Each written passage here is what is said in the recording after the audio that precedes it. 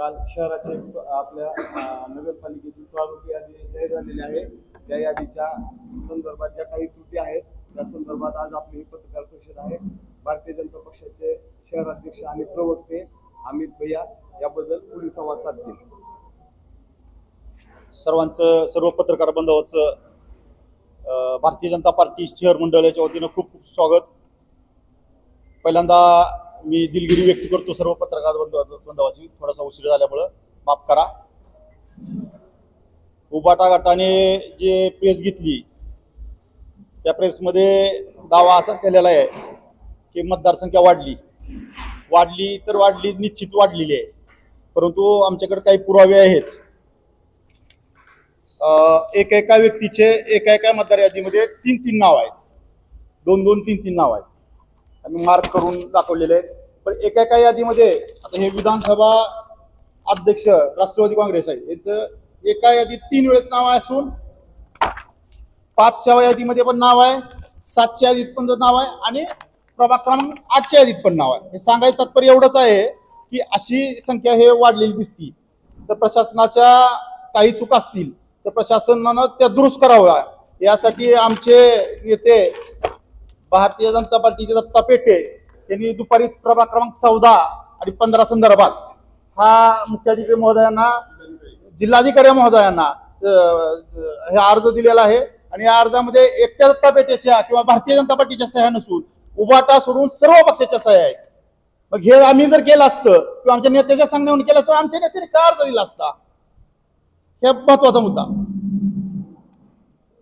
खोटं बोल पण रेटून बोल, हे उबाट्याची सोय कधीच जाणार नाही. भारतीय जनता पार्टीचं वातावरण पाहता त्यांच्या पायाखाली वळून सरकलेली आहे. त्यांना पराभव समोर दिसत असल्यामुळं त्यांनी आमच्यावर असे आरोप चालू केलेले आहेत. एवढं बोलतो. हो, नाही त्यांच्या हो दिलं ना.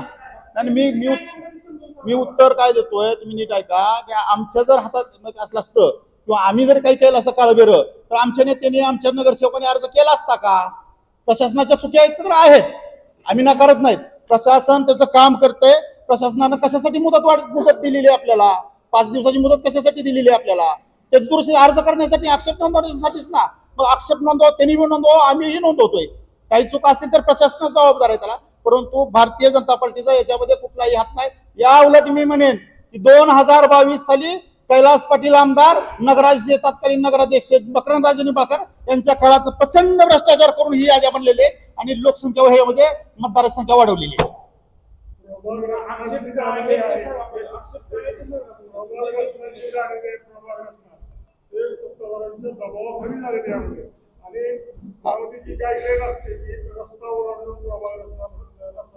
बरोबर, आपला प्रश्न बरोबर आहे, त्याला उत्तर देतो मी. प्रभाग रचना ही 2022 ला झालेली आहे, तेच प्रभाग रचना इथं राहिलेली आहे. त्याच्यामध्ये थोडाही बदल दिसत नाही. असेल तर सुचवा. मग मतदारसंख्या वाढली तर ते डबल नाव आलेले आहेत, काही हे आहेत. नाही, एक मिनिट ऐका तुम्ही. मी तो पुरावे सहित तुम्हाला दिले, आमच्याकडे पुरावा आहे ना. काय प्रशासनाचा गोळ आहे, प्रशासनाकडनं काही चुका झाली असतील तर प्रशासनाचं बघावं. प्रशासनाचा विषय थोडीच आमचा विषय. भारतीय जनता पार्टीच्या कार्यकर्त्यांचं नाव वाढवलेलं नाहीत. कुणाचा त्यांनी, तुम्ही त्यांनाच विचारा ना. कशाला सांगितलं ना. त्याने जो आमच्यावर आरोप केलाय त्याला ते आम्ही खंडन करतो. त्या आरोपाचं, आमच्यावर जो आरोप केलाय भारतीय जनता पार्टी किंवा सत्ताधाऱ्यांनी वाढवलं, तर आम्ही देखील त्यांच्यावर आरोप करतो की 2022 ला ह्यांनीच याद्या बनवल्या आणि ते यांच्याच काळात ह्या याद्या झालेल्या आहेत. नाही झालं पाहिजे. आम्ही आक्षेप सारखंच घेतो ना, घेतलेत ना. आता सुद्धा आम्ही आक्षेप घेतलेत, आमचे आक्षेप सुरू आहेत. आता पण आम्ही जे स्थलांतरित झालेले आहेत किंवा दुसरीकडे इकडे यायला लागले, आमचे त्याच्यावर काम सुरू आहे. अजून 4 दिवसाची मुदत आहे, 5 दिवसाची. त्याच्यामध्ये जर आम्ही आक्षेप घेतले नाही, आमचे आक्षेप नसतील भारतीय जनता पार्टीचे कार्यकर्ते, तर तुम्ही समजून जा.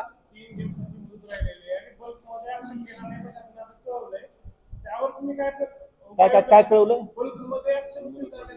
बर, हो. जेवढे आक्षेप आता नोंदवले ते बंदमध्ये नोंदवता येणार नाही. त्यावर तुम्ही काय हे करणार? नाही प्रशासनाला विनंती करावं लागेल आणि त्यांनी आक्षेप नोंदवून घेतलेच पाहिजे. या मताचे आहेत काय ते. विषय तुमचा आहे? 13 त्यांनी पण प्रभागामधला आक्षेप नोंदवले. मतदार एक जण 13 प्रभागामधला मतदार हा 19 मध्ये जोडला गेला. आहे ना. मग मी सांगतो ना, पुराव्याशी सांगतो ना. मी आता तुम्हाला एक उदाहरण दिलं ना इथं. हा, तुम्ही भाजप म्हणून बोलताय की प्रशासक म्हणून बोलताय? आम्ही भाजप म्हणून बोलतोय. त्यांची चूक जर असेल तर त्यांना ती चुकीची दुरुस्ती करावी लागेल. या मताशी मीही सहमत आहे. होणार आहे का 3 दिवसात? आता मी का प्रशासक नाही ना. मी सांगायला प्रशासक नाही. मी भारतीय जनता पार्टी शहर मंडळ अध्यक्ष आणि पुराव्याचे देतोय की त्यांच्याकडून चुका झाल्या त्यांच्याकडनं प्रशासनाकडनं. त्या चुका दुरुस्ती कराव्या त्यांनी. ना आम्ही पण तक्रारी करू ना निवडणूक आयोगाकडे. भारतीय जनता पार्टी म्हणून आम्ही तयारी करू.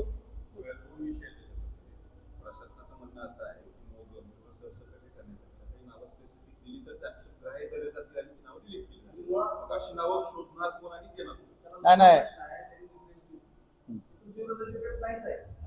नाही त्यांनी त्याच्यामध्ये म्हणले ना. नाही त्यांनी ते बोललेत ना हे सत्ताधाऱ्यांनी दबावापोटी सत्ताधाऱ्याच्या दबावापोटी ते बोलले त्याच्यामुळे मी त्याला उत्तर दिलं. हे हा विषय वेगळा राहिला. पण ते जमादार यादीमध्ये ते म्हणले की मतदार कमी जास्त झालाय आणि प्रारूप यादीत ते प्रशासनाचं काम आहे. ते प्रशासनाचे तर ते तुम्ही पण ते पण पुरावे देतो म्हणून सांगायला लागला. तुम्ही नाही, मी काय सांगतोय. मी काय सांगतो तुम्ही विषय ऐका मी पुरावे काय देतोय तुम्ही लक्षात आले का?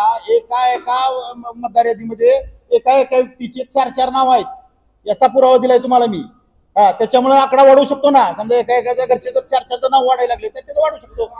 योग्य आहे.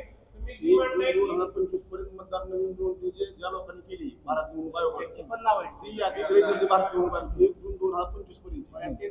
त्याच्यामुळे पण वाढले असतील ना. तुमच्या पक्षावरती आरोप केला त्यांनी की सरकारच्या दबावापोटी ते फेरबदल केलाय. तो आक्षेप तुम्ही फेटाळाय.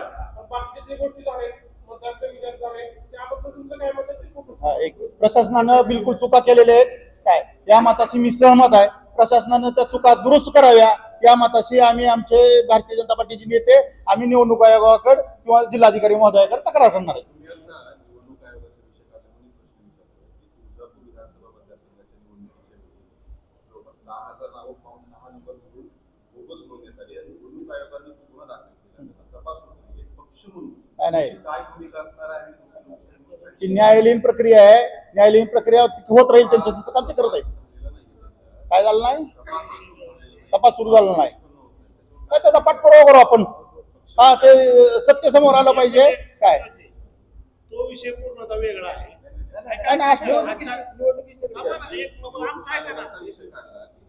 बरोबर आहे. निवडणूक आयोगाकडे अजून देणार आहे. निवडणूक आयोग जर गुन्हा दाखल करत असेल आणि त्याचा जवळपास 1 वर्ष होत नसेल तर त्या विषयात पक्ष म्हणून काय भूमिका घेतली? कारण आम्ही पण प्रत्येक बोगस मतदारावर कारवाई झाली पाहिजे हे आमचंही म्हणणं आहे. प्रत्येक बोगस मतदारावर कारवाई झाली आमचं म्हणणं आहे. एक सूचना आता मी ऍडिशन करतो अमित भैयाला की प्रशासनाचा जो गोंधळ झाला तर गोंधळ झालेला आहे भैयाने सांगितलं आणि त्यात काय तांत्रिक चुका पण आहे. ह्या याद्या आता जे महाविकास आघाडीने सांगितले बोगस आहे आमच्या दबावाखाली